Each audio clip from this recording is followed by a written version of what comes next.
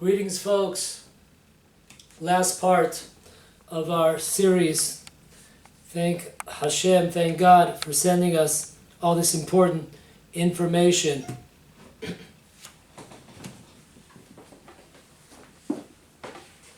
The last battle of Armageddon, 2020. Okay, here we go. Because we're on limited time, I'm not going to do a summary of our last class. You're going to have to check it out. Okay, we're going to start from new.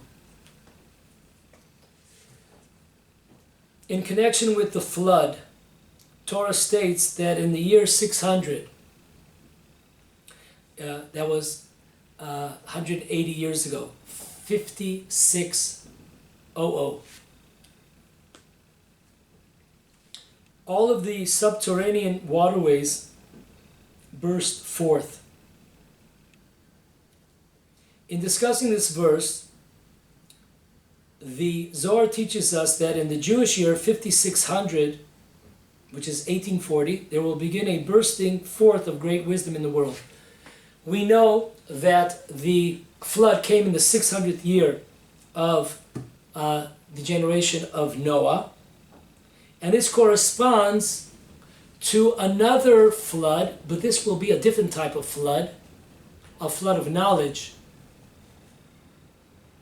wisdom, secrets, nature, health, biology, science.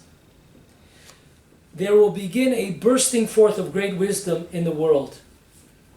Many people are amazed at the explosion of expanding knowledge, particularly of science, in recent years. This increased knowledge is what the Zohar predicted to us 1800 years ago. Amazing. In the year 1840, there will come a flood of knowledge.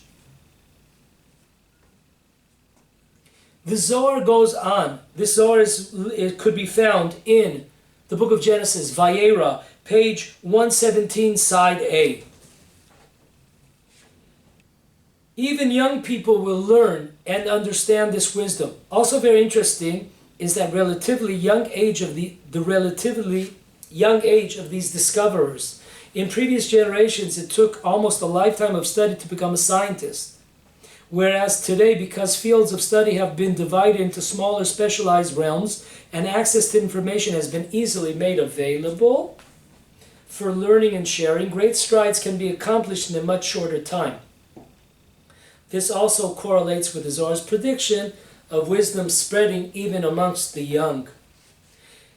The Zohar writes, continues, an underlying unity in the universe will be revealed. This is amazing. We will understand that all of the science and nature and health, etc., is all really one. The Zohar concludes its discussion by saying the purpose of these great revelations will be for the world to recognize that it is under the ultimate sovereignty of God. Not only will God be one, but we will see the world as one too. Contrary to traditional theories, an underlying unity of the universe will be revealed. It was once understood that the world is composed of infinite but independent components. Now the opposite is being discovered and proven. Most recent discoveries indicate that these components are not at all independent of each other. But the one underlying element common to all has not yet been revealed: God.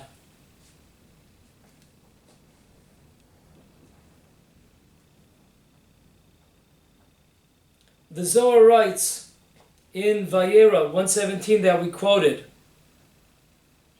that the redemption of the Jewish people will be sometime from the Jewish year 5000 to 6000. That spanned.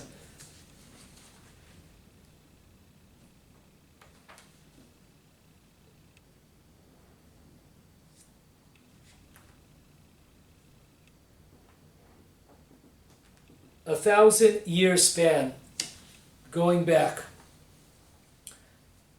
That is the time for the redemption. And that is connected to the God's name, Yud Ke Vav Ke, the Vav is 6. So, from the year 5000 to 6000, that is the time, the special time for bringing the Messiah. Understand, folks, what the Zohar is saying, that in the year 1840, Jewish year, 5600, a flood of knowledge will come down to the world. We're talking about, once again, this light, this special light, this first light of creation, which included every aspect of life, not only spiritual, but of nature, of science, of health. If we would have been on a proper level, most of this light would have been directed towards spirituality, perfection, on a spiritual, on a soul level. But unfortunately, we were not. Unfortunately, we fell asleep standing up. And most of this light, this wisdom, this knowledge was funneled to the physical world. So instead of receiving tremendous spiritual heights and levels and understanding, instead came secrets of the universe, biology, science, nature, health, technology, etc. Where do we see this? Very interesting. The Zohar said this 1800 years ago, folks. Let's smell the coffee. Let's look at the first revolution, first industrial revolution. Fueled by a game-changing use of steam power, the Industrial Revolution began in Britain and spread to the rest of the world, including the US. By the 1830s and 40s, interesting day, yeah? Modern historians often refer to this period as the first industrial revolution. If you're still sitting on your chair, man, something's wrong with you. You better take your temperature.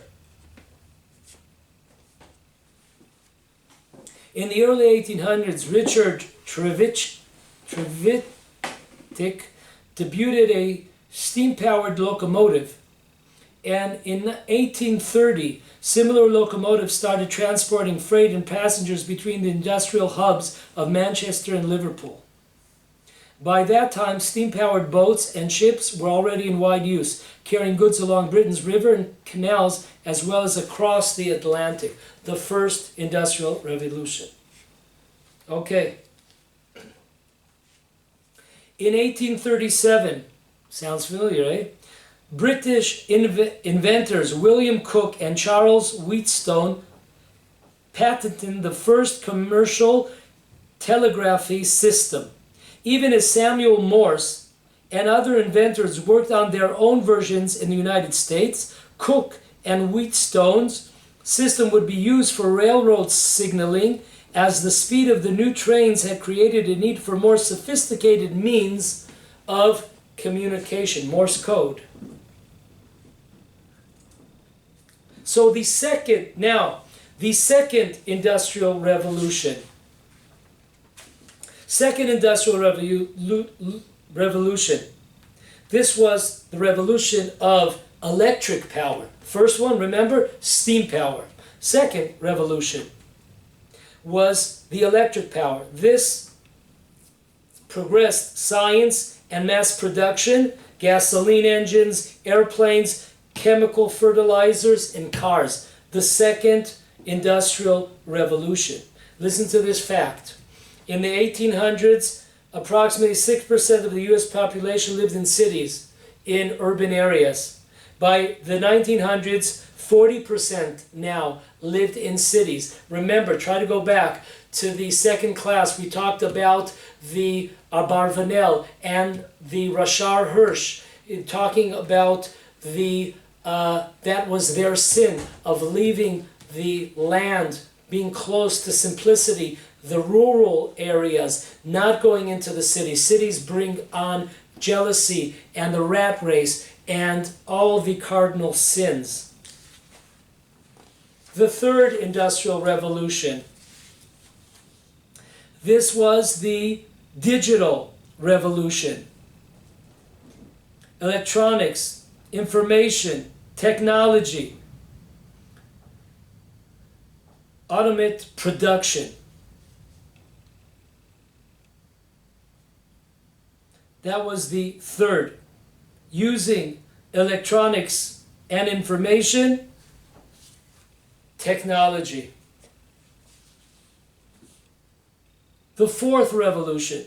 This is taken from the book by Klaus Schwab, chairman of the World WEF, the World Economic Forum.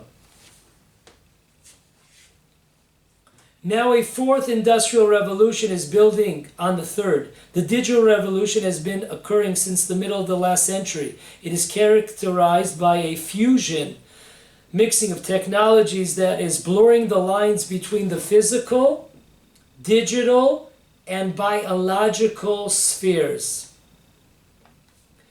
There are three reasons why today's transformation, there's that word again, transition periods, represents not merely a prolongation of the third. This is not just a continuation. This is a new stage. This is a new ballgame here. But rather the arrival of a fourth and distinct revolution.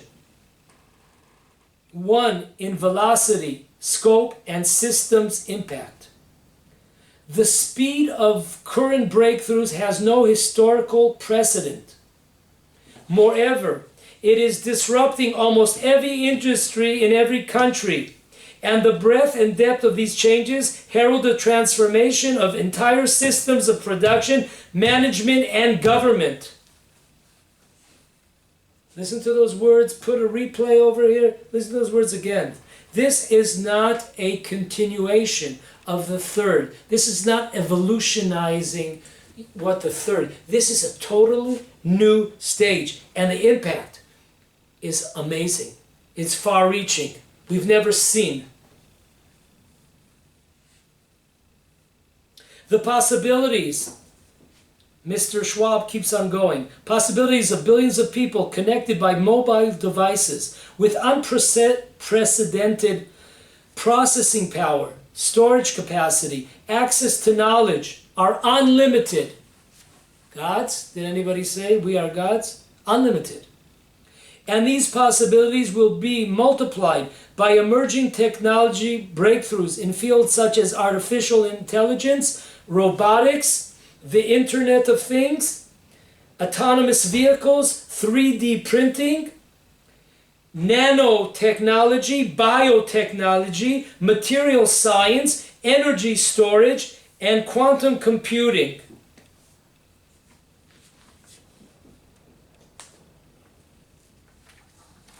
Simultaneously, governments will gain new technological powers, fourth revolution, listen to this, to increase their control, sounds like Nimrod and his friends, over populations based on pervasive surveillance systems and the ability to control digital infrastructure.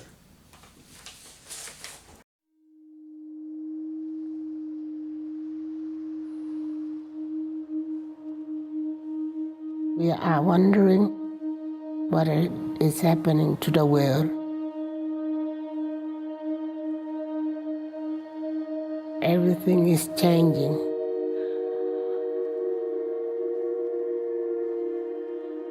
The very idea of human being some sort of natural concept is really going to change. Our bodies will be so high-tech, we won't be able to really distinguish between what's natural and what's artificial. Inside our own heads is the most complex arrangement of matter in the known universe. You might ask yourself, can we get to be superhumans?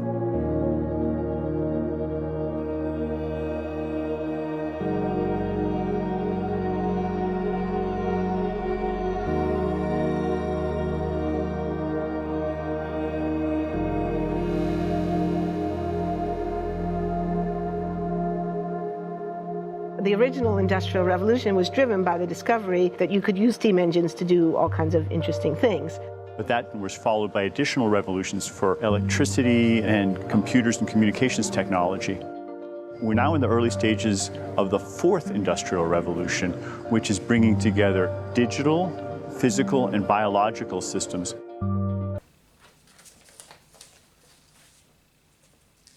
Transition period, fourth industrial revolution. Listen closely. There is a investment research company led by a fellow named Porter Stansberry. Porter Stansberry has 500,000 subscribers. His net worth is approximately $500 million, his company. He recently wrote an article with the following headline: "This is not," talk about the fourth industrial revolution, "this is not another evolutionary step in technology. It's a hard fork, a change that happens which can never be undone, which permanently changes entire societies. It will cause tens of millions of people to lose their jobs." Listen again.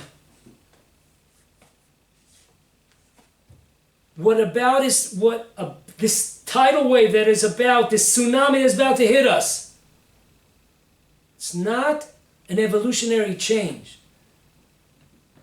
This is a change that changes the entire game here. The world will never be the same. It cannot be undone. It's too late. Tens of millions of people will lose their jobs. Let's listen to what he has to say. Takeover. Amazon has taken over retail stores. In 2019, 12,000 plus stores closed, such as Sears, Macy's, JCPenney's. An investment bank named UBS estimates that by 2026, another 75,000 retail stores will close. Amazon.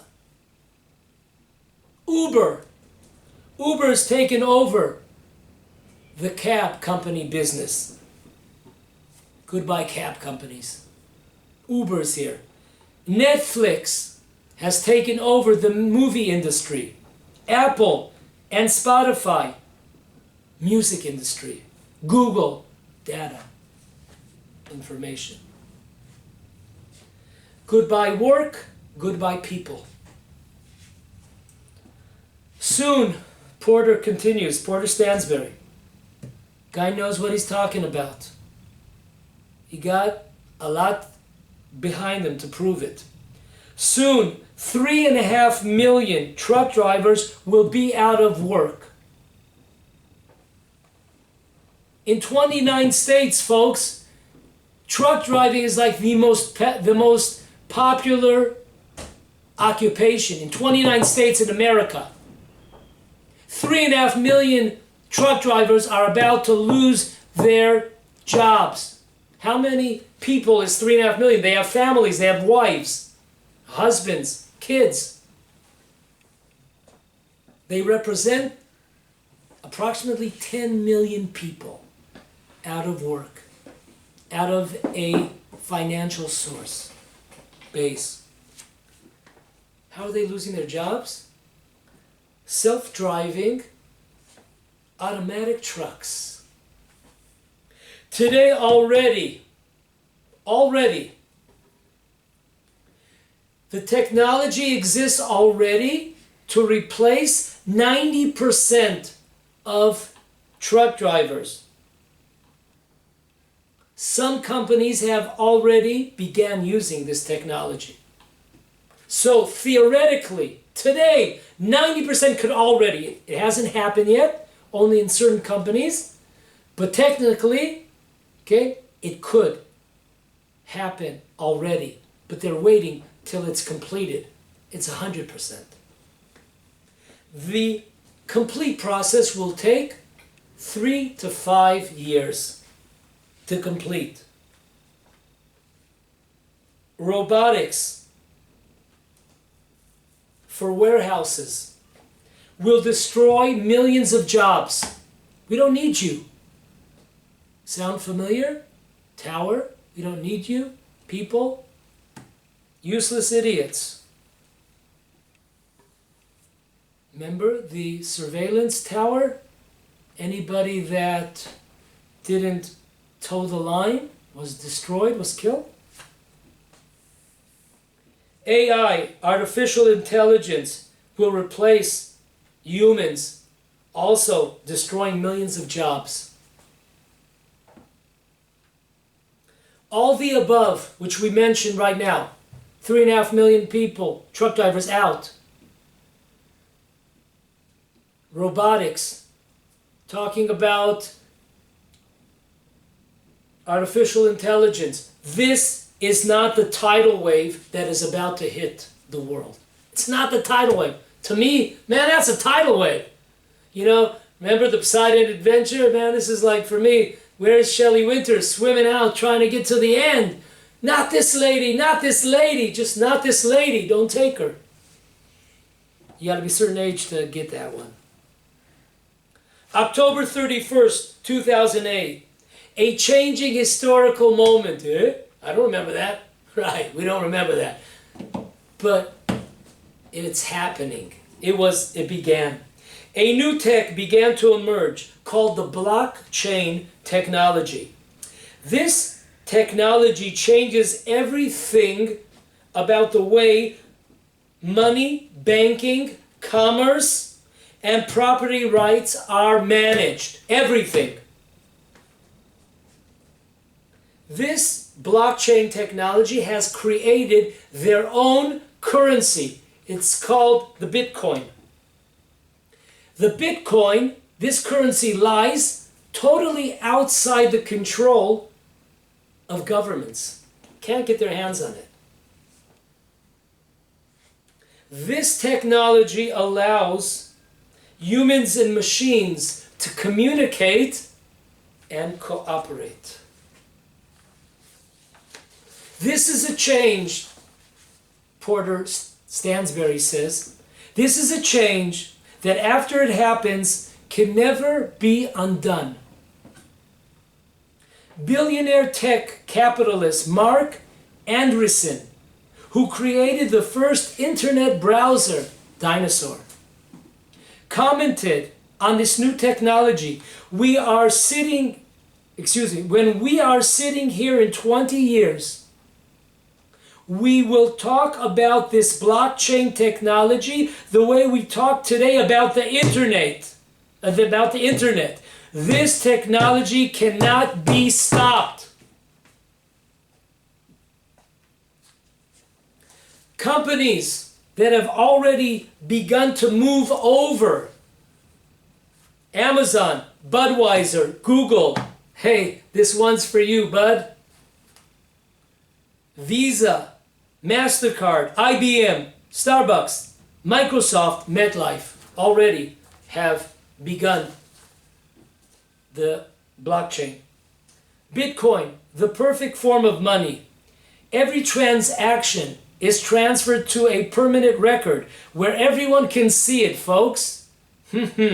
Police, FBI, etc. No more secrets. Surveillance on your tail. A leader, one of the top leaders of Wall Street, I hope I'm pronouncing this name right, Blythe Masters, says, you better take this blockchain tech seriously. As serious as the internet in the 1990s. Think about today's life. Okay? Life without internet? I don't know if it exists. It will change the entire financial world. Porter goes on, the world is changing incredibly fast. The next war, listen to his words, the next war will be between those that are connected to blockchain. It's like God, you know, those that are connected, V'atem advekim, you are connected to the living God.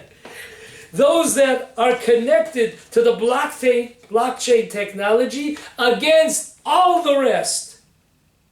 Big companies are terrified, shaking in their boots.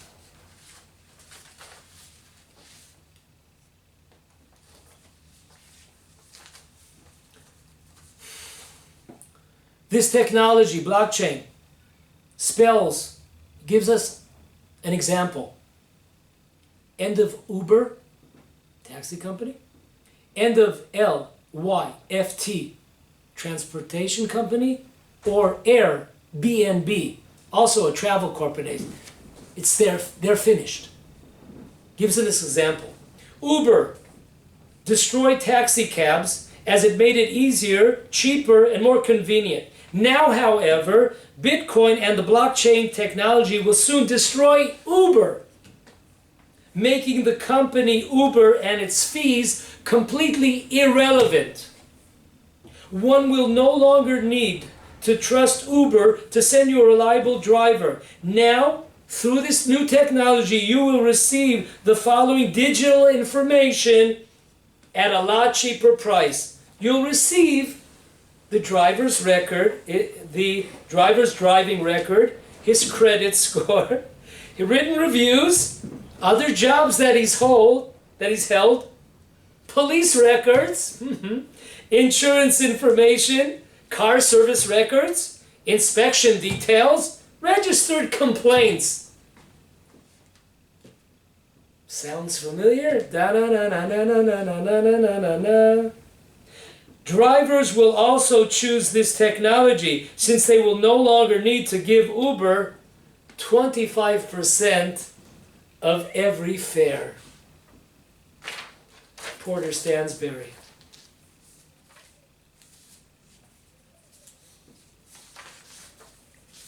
Folks, this is big. Whether we call it the fourth industrial revolution in the names of the World Economic Forum, whether we're talking about Porter and the blockchain technology, the Bitcoin, this is all tower talk. This is it. This is what we've overlooked all these years. Are there going to be wars? Definitely could be. We spoke about Armageddon, Gog and Magog being a pandemic. Also could be. It could be everything involved here. It could be all of this stuff. But one thing, at least I never noticed, I never recognized, was the tower. The Tower of Babel. When you understand, when you learn the source of the Tower of Babel, what it represented, what it was built, what was behind the building, you understand exactly our days and what we're up against. How could they be stopped? I'm not even getting involved in all these evil people in the world, which I'm not going to name them, and all the bad things they're doing. I'm not even talking about them. Do they exist, bad people? Yes. I don't know if they're all connected. I don't go that far. I'm not into that. But there are a lot of evil people, and they have a lot of evil agendas. That is definitely for sure. Combine all of this. It's like a cholent stew, a Jewish stew.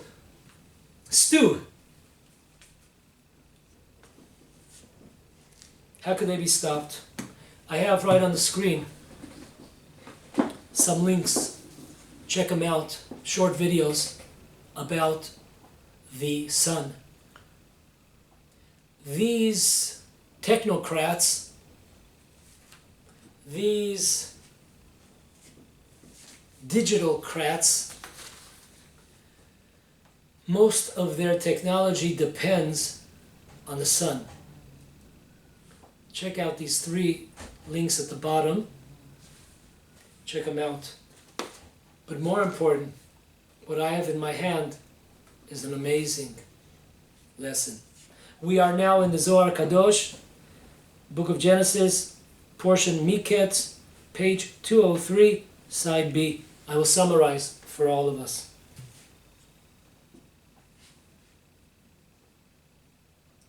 In the end of times, God will return the original light of creation that was concealed due to the ill use of the wicked. First light, knowledge, wisdom, technology, high tech. End of times, this light will. We spoke 20 minutes ago about the other Zohar Kadosh in Vayera 117. A flood of knowledge. Should have been mostly spiritual, and a small amount of, which would include also a physical knowledge.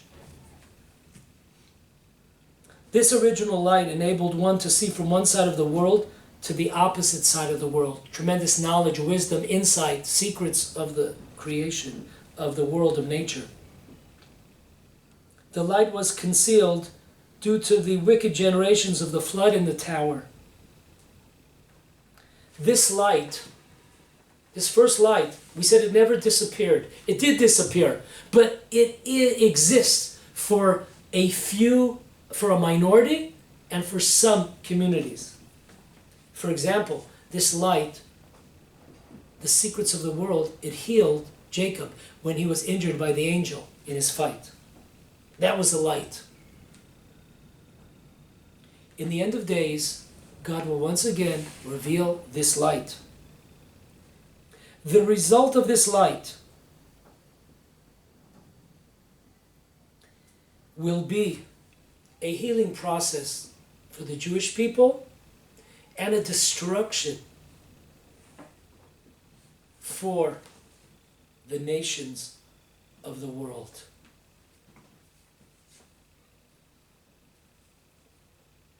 This is an amazing verse in the book of Malachi, chapter 3, verse 20.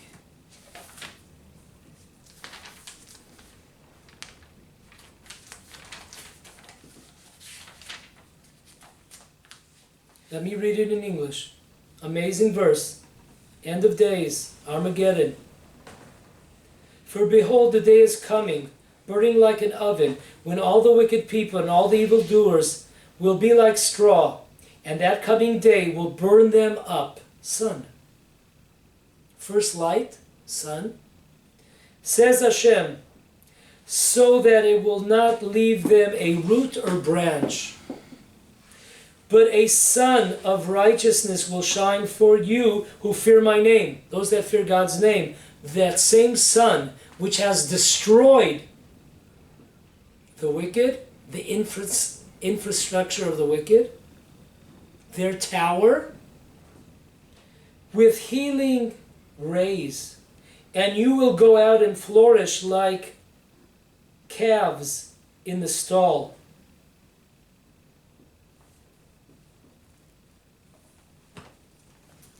Amazing. This also are the words of the Talmud. Tractate Avodah Zarah, idol worshipping. Page 3, side B. Rabbi Reish Lakish says, in the end of times, God will take out the sun, so to speak. This sun, this light,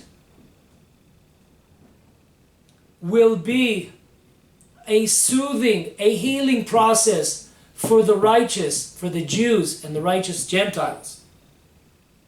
And the wicked will be judged and destroyed by it. Folks, all based on this verse in the prophet Malachi 3:19.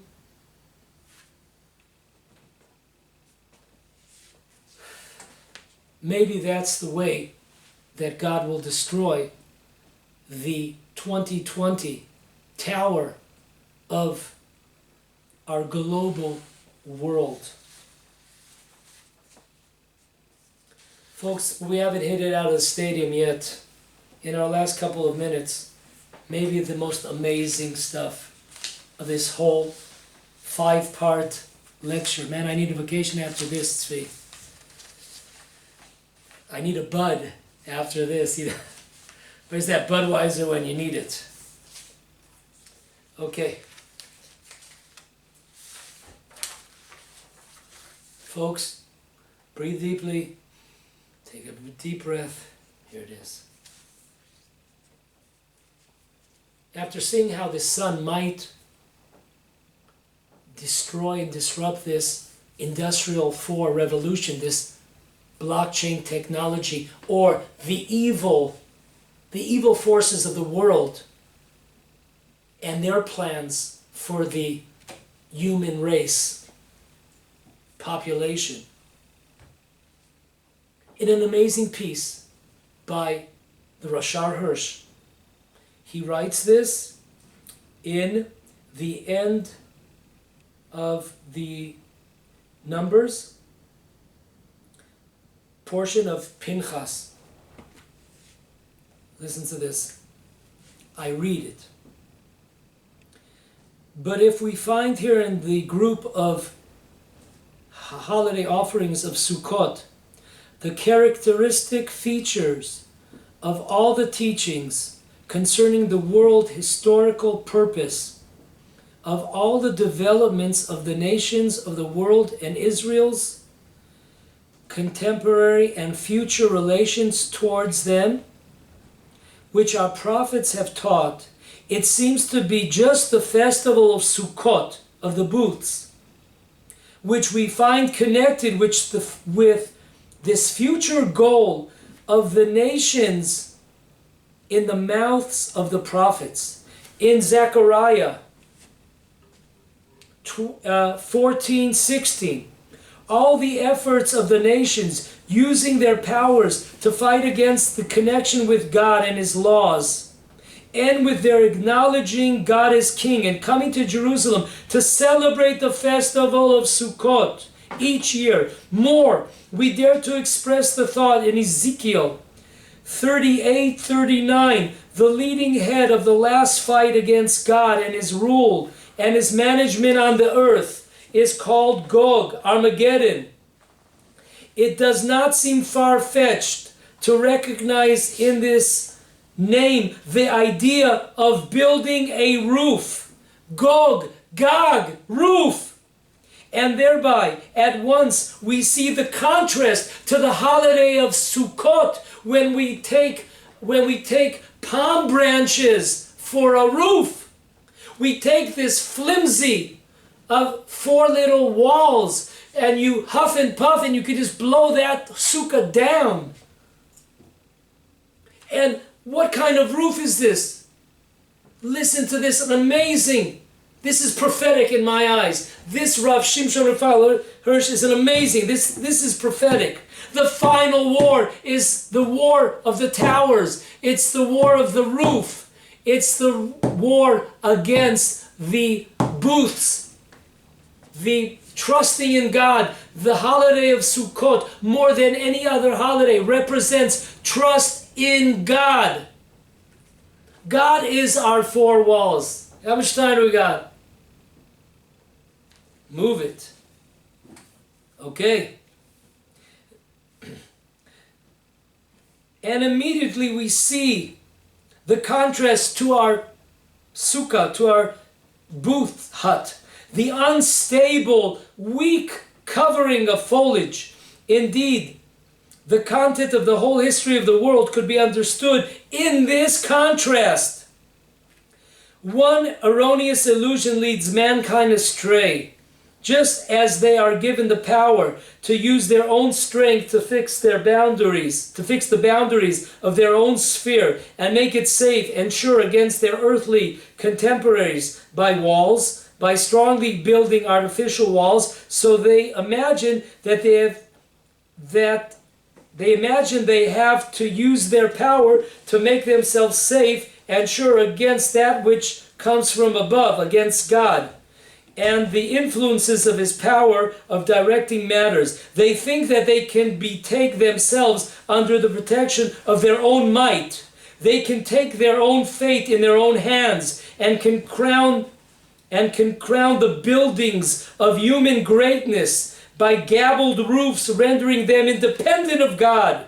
It is this battle of Gog, Armageddon, roofs against the booths, against the sukkah, the fight of the roof illusions, of the illusions of human greatness, which never allows man to come to repose, against the sukkah truth of cheerful confidence and quietness, which putting one's trust in God's protection grants. World history started with the building of a tower, towering up to heaven by Nimrod, by the self-worship of human power. We are the gods, and ends with a happy, harmonious human life on earth, building booths and acknowledging God. This is the grand slam, slam dunk. This is the hat trick in hockey. This is it, folks. Listen closely.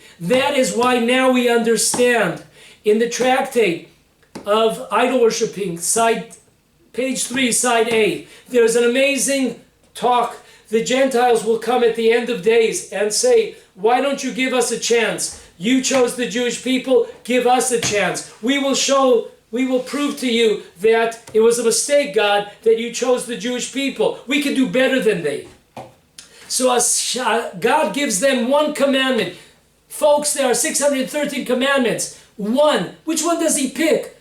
He picks the building of a sukkah, the holiday of the sukkah. There's 612 other ones, baby. Why didn't he pick that? This is the battle royal. As Rabbi Shimshon Hirsch said, this is the battle of Tower, of the technology, high-tech, blockchain, Bitcoin, all the evil people, groups that are trying to destroy God, to destroy humankind, to destroy goodness, holiness, the Torah, to fight against God. It all comes together. This is why, this is the commandment. Because for the nations of the world, along with the Jews, not just the Jews, but along with the nations of the world, this is their last chance. The holiday of Sukkot. What are we placing our trust in? Do we place the trust in the roof, in the tower, or do we go with the booths? Do we go with God and trust in God? So therefore, what happens during that test? We know the end result. God has given us this privy information. What happens at the end? The nations are given a chance. And there's always exceptions to the rules. There's always individuals. But as a whole, the nations fail the test of Sukkah. It becomes hot and they take their leg. You know Bruce Lee? Ah, poo! Gives it a kick. And they kick it and they say this blankety blank Sukkah. And they spit on it and they leave. Folks, the end has already been foretold. Of course, there's individuals that can save themselves. And that is why in all our prophets, they always speak about the connection. We give sacrifices for the nations of the world. When? Only on Sukkot. Because this is the battle. The battle of the hut versus the battle of the tower. Folks, thanks for staying with us. And let us strengthen ourselves in Shema Yisrael, Shem Elokeinu, Shem Echad, trust and faith in God.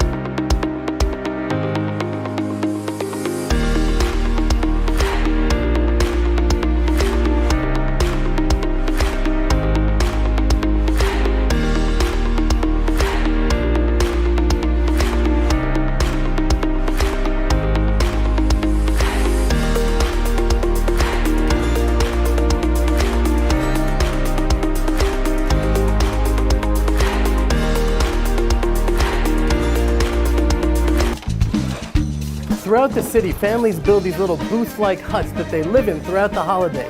They have a citron fruit and a date palm. It's called a lulav and an etrog in Hebrew that we use to worship God on the holiday of Sukkot.